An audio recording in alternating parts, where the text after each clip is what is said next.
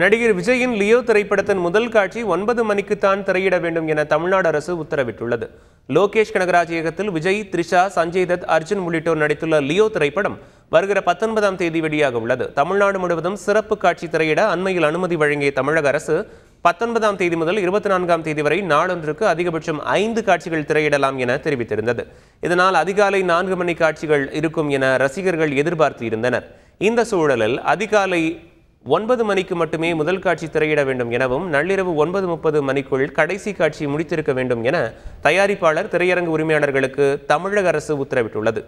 இதனிடையே அண்மையில் வெளியான அரசாணையில் விஜய் பெயருக்கு முன்னர் அவரது அடைமொழியான தளபதி இடம்பெற்றிருந்தது பேசுபொருளான நிலையில் தற்போது வெளியிடப்பட்ட அரசாணையில் விஜய் உட்பட படக்குழுவினர் யாருடைய பெயரும் இடம்பெறவில்லை. லியோ திரைப்படம் திரையிடுவது தொடர்பாக திரையரங்குகளை கண்காணிக்க சிறப்பு குழுக்கள் அமைத்து சென்னை காவல் ஆணையர் உத்தரவிட்டுள்ளார். தமிழக அரசாணையில் விதித்த கட்டுப்பாடுகளை மீறும் திரையரங்குகளை கண்காணித்து நடவடிக்கை எடுக்க உத்தரவிடப்பட்டுள்ளது. மேலும் திரையரங்குகளில் கூட்ட நெரிசலை பயன்படுத்தி குற்ற செயல்களில் ஈடுபடுவோர் மற்றும் வன்முறை சம்பவங்களில் ஈடுபடுவோர் மீது கடும் நடவடிக்கை எடுக்கப்படும் எனவும் காவல் ஆணையர் அவர்கள் எச்சரிக்கை விடுத்துள்ளார். விதிகளை மீறி அதிகாலை காட்சி திரையிட்டதாக கூறி 2000 ரூபாய் அபராதம் விதித்த உத்தரவை எதிர்த்து ரோஹிணி திரையரங்கு சார்பில் தாக்கல் செய்த வழக்குகளை சென்னை உயர்நீதிமன்றம் தள்ளுபடி செய்து உத்தரவிட்டுள்ளது.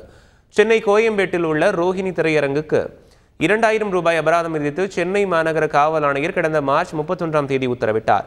இந்த உத்தரவை ரத்து செய்ய கோரியும் அந்த உத்தரவின் அடிப்படையில் கடும் நடவடிக்கைகள் எடுக்க தடை விதிக்க கோரியும் ரோஹிணி திரையரங்கு சார்பில் சென்னை உயர்நீதிமன்றத்தில் வழக்கு தொடரப்பட்டது. இந்த மனு நீதிபதி சேஷசாயி முன் விசாரணைக்கு வந்தது. அப்போது காவல்துறை சார்பில் அரசு தலைமை குற்றவியல் வழக்கறிஞர் அசன் முகமது ஜின்னா ஆஜராகி சினிமா ஒழுங்கு விதிகளுக்கு உட்பட்டுதான் நோட்டீஸ் அனுப்பப்பட்டுள்ளதாகவும் எந்த ஒரு சட்டவிரோதமும் இல்லை என்றும் தெரிவித்தார்.